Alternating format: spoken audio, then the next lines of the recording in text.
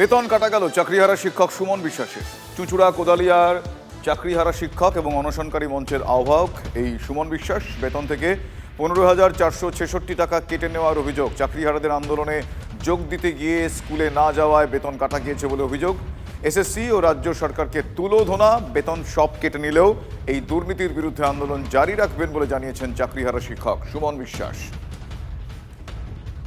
আমাদের যোগ্যদের আন্দোলনকে ভেঙে দেওয়ার জন্য আমাকে 18ই আগস্ট ডিটেন করেছিলেন, ভয় দেখাচ্ছেন, আন্দোলন ভেঙে দেওয়ার চেষ্টা করছেন।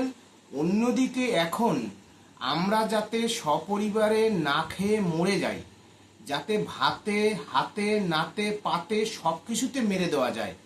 রাজ্যের মাননীয় মুখ্যমন্ত্রী মহোদয়া তিনি নেতাজি ইন্ডিয়ারে কি বলেছিলেন, আজকে তারই শিক্ষা দপ্তর আমার বেতন কেটে নিয়েছে।